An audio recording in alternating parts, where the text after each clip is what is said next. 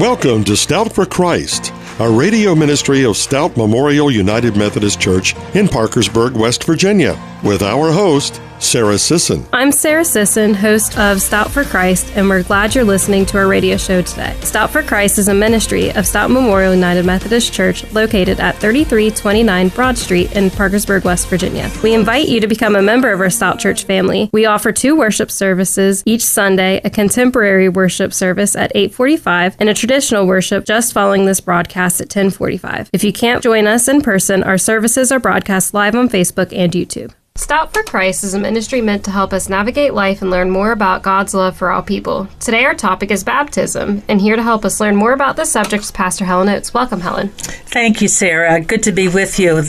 Today is a wonderful day in the life of the church in terms of it's referred to as Baptism of the Lord Sunday. So, we just came through Advent and then Christmas and Epiphany, and now in the season of Epiphany, we have this Sunday called Baptism of the Lord. It's a time in which we hear again how John baptized Jesus, and that it became really a sign of Jesus's beginning ministry. And the account of John's baptism is listed in all 4 Gospels. As we think about the narratives that tell us about Jesus' birth, we find that only in Luke. There's nothing in Mark about Jesus' birth. We have from Matthew the sense that, just one line kind of thing, and he goes on to talk about the wise men coming. And in John, it is totally otherworldly, as he talks about the Word, and the Word was with God, and the Word was God.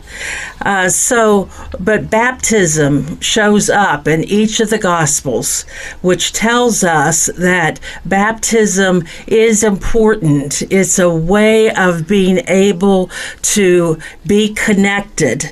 And in fact, it is the first covenant that gets made. It's a symbolic act of the grace of God at work in a person's life. And, as we know, a symbol is something that points beyond itself. So in baptism, we hear that it is an outward and visible sign of an inward and spiritual grace. Baptism unites us. It's a way of being in covenant together. It's a way of saying I belong when we are baptized and claimed as a child of God. Yeah, so there's a little bit of a ritual that goes along with baptism, right? There's a process that we kind of go to every time. Yeah, we have in our church, we have, through the sacrament of baptism, we are initiated into Christ's holy church. We are incorporated into God's mighty acts of salvation and given new birth through water and the Spirit. All this is God's gift, offered to us without price. Through the reaffirmation of our faith, we renew the covenant declared at our baptism, acknowledge what God is doing for us, and affirm our commitment to Christ's holy church. Those words are part of the invitation that gets used each time when we celebrate baptism or the reaffirmation of our baptismal faith.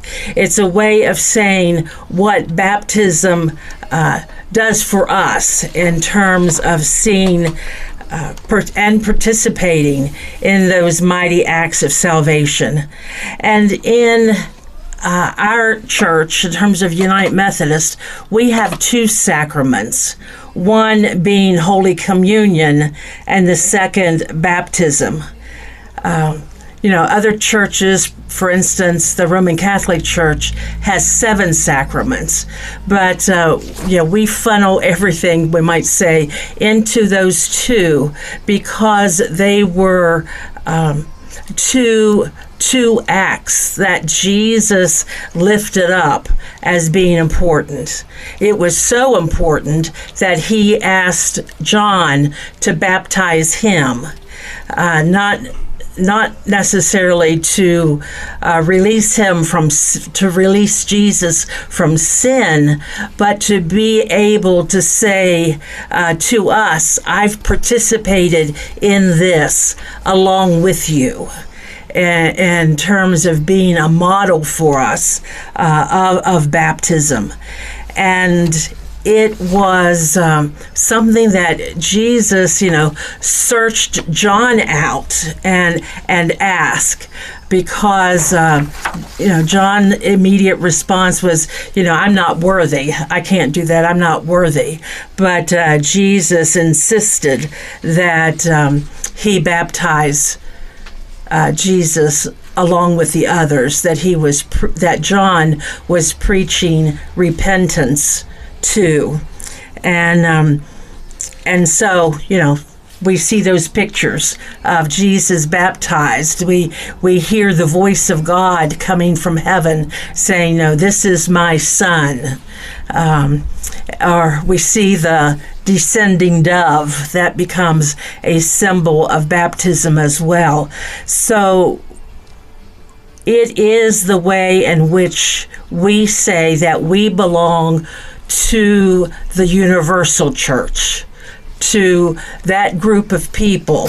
It doesn't matter about denominations, but that group of people who have said and claimed, I am baptized, and we, through our baptism, recognize our connection to God and God's connection to us. And it's really God at work in our baptism. It's not ourselves. We just recognize what God is doing in our lives. So we know that baptisms use water, and it seems like different churches have different methods there, but is it more important to be immersed versus sprinkling? Well, Sarah, it really doesn't matter how much water. We can be in a tub full of water, a pool full of water. We can be down at the creek and be baptized in that fashion. It is not the mode of baptism, but it is what baptism communicates. Baptism is a symbol. So it's a symbol of what is happening between God and the individual. And so we do, as United Methodists, we say a thimbleful in terms of sprinkling, but I use a good handful. That symbolizes the water. Or we also pour. Pouring is a method of baptism, and it's simply a pitcher of water, and I've done it outside, outside the church, and simply pouring as a way to say, yeah, I'm being washed anew. Or immersion, and some folks feel that immersion is the only way to be baptized because it was the way in which Jesus was baptized. But when we look at the Jordan River, it's not very wide or very deep. So, but in Jesus's baptism, often we see him standing in the water, and John pouring the water over top of his head with his hands. But it doesn't matter. It doesn't matter how. It's not the mode that is important. It is it's the be able to say yes to God as a beginning step in one's personal faith journey. So we talk a little bit about God being the actor, and this is a symbolic moment. Is there an important time when we should be baptized? Does it matter? Well, we have and many churches don't do this, but we have infant baptism.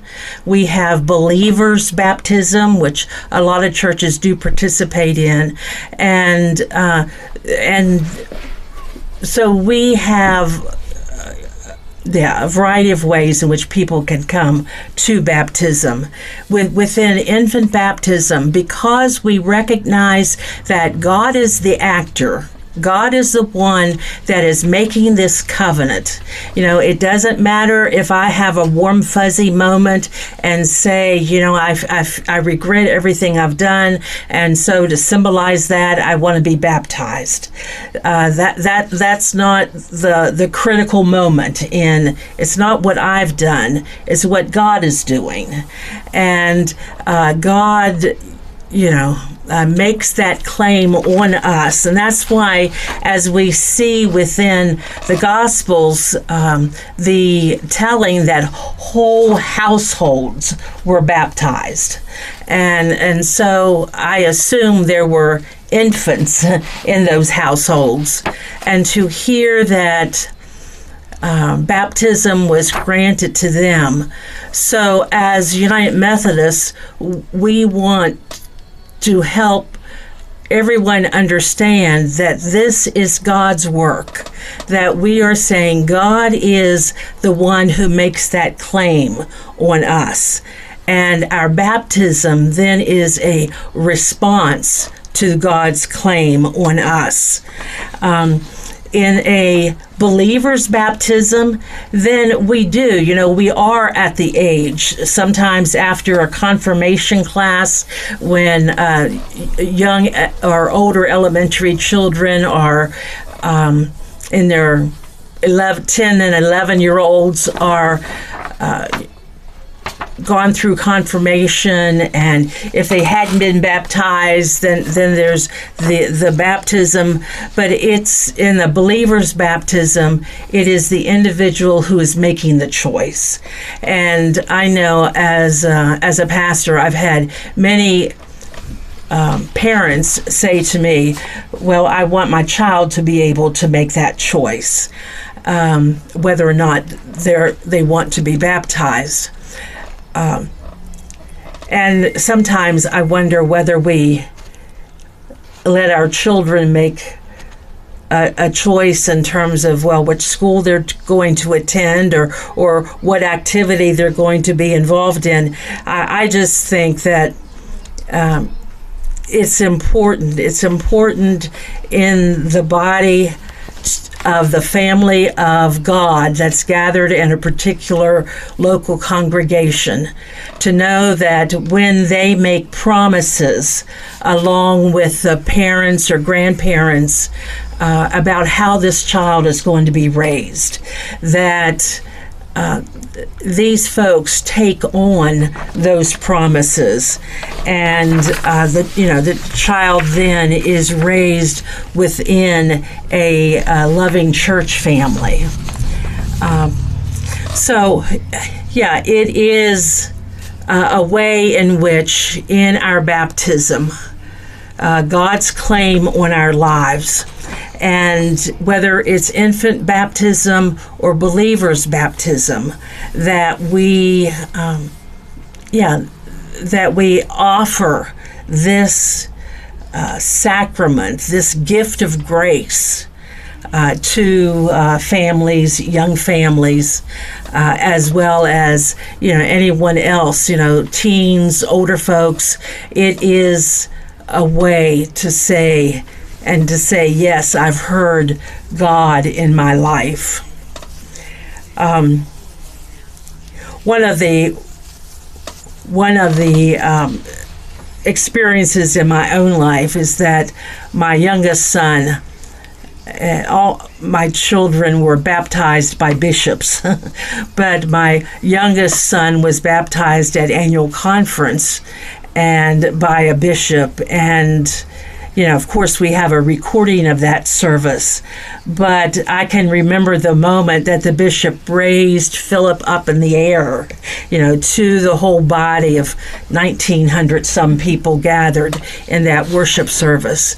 But it was a way, that, as I recall, Philip's baptism and have told him the story of his baptism, that when he then in his 20s encountered alcoholism and kind of went down and another path, that in a recovery center he was asked, because the center placed the learning and the experience of recovery within the hands of Jesus. That it was Jesus at work in a person's life. So they wanted Philip to be baptized as a way of saying, hey, we're in recovery and we trust what God is doing in our lives. But Philip chose not to be baptized. He said to me, why should I be baptized by people I just met in terms of in the center? And he said, I've been baptized. I am baptized. And so claiming that, one of our elderly, he has passed away since, but Jennings Fast, one of the ways that Jennings talked about his baptism was that was his birthday. It wasn't his actual birthday on the calendar that he celebrated, but he celebrated his baptism as his birthday in terms of his birth within the life of congregational faith. So tell us a little bit about baptismal renewal. I think that's something, if you're in a church, that you kind of experience throughout your life, but renewing our baptism. Yeah, and it's a great opportunity, and that's why, we have this second Sunday in January as a way to begin anew in terms of the baptismal renewal service. And it helps us to rehearse the questions that were asked at our baptism. Basically, do we believe in God? Do we believe in the message and the healing and what Jesus did? Do we believe in the power of the Holy Spirit? It's responding to those type of questions, as well as believing in the Old and New Testament. And desiring to live a changed life. So those are some of the questions that get asked again in this renewal service. And then there is the Thanksgiving over the water and the way in which people then come forward to experience the water. And that happens in a variety of ways. But often just by having, the pastor touch the forehead or the hands with the water as a sign that, I'm going to keep my mind on Christ, going to keep my hands doing the work of Jesus. So it becomes a symbolic act of renewal. And it's just a great way to begin a new year, to be able to experience the water. It's not a baptism, but it's just a touch of the water. In one of my churches, I had the youth to line up the sides of the church sanctuary with and in the balcony with some water guns. so it was water falling and touching individuals.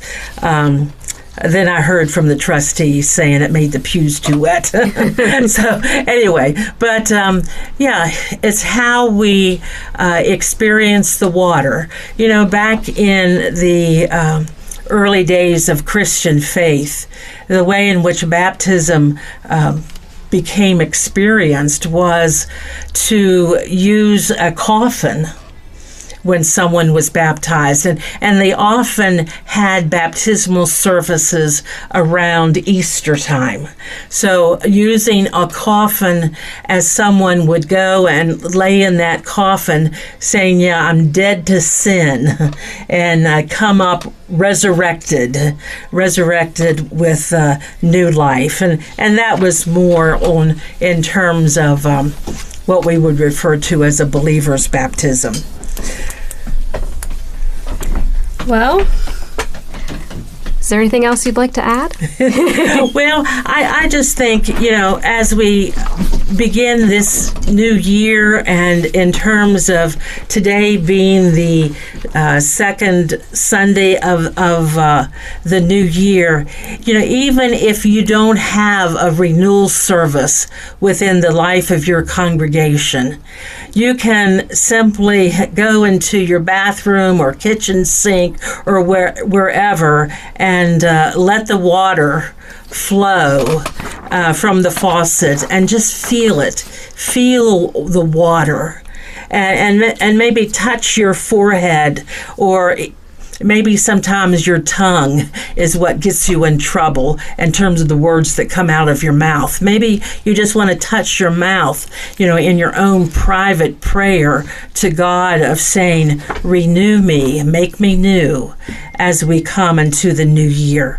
So even if it's not within the context of a congregation, you can still, make that rehearse that promise that was made at your baptism. Because sometimes we don't remember when we were baptized because we were baptized as infants. Other times we have a story that surrounds our baptism, like one of those in the creek or someplace. But think about your baptism. Think about being claimed as God's child, because that's what we say through baptism. Well, that was a great discussion, and I know that there is someone listening today whose life is touched by your wise words of hope in Christ and love for us all. Really quickly, I did want to mention that preschool registration is now open, right? Yes, it is. Yes, and we've had people working and painting, and next week the carpet's going to go down, and so it's an exciting time as we refurbish the nursery area space, getting ready for the fall of 2026 as we reopen our preschool.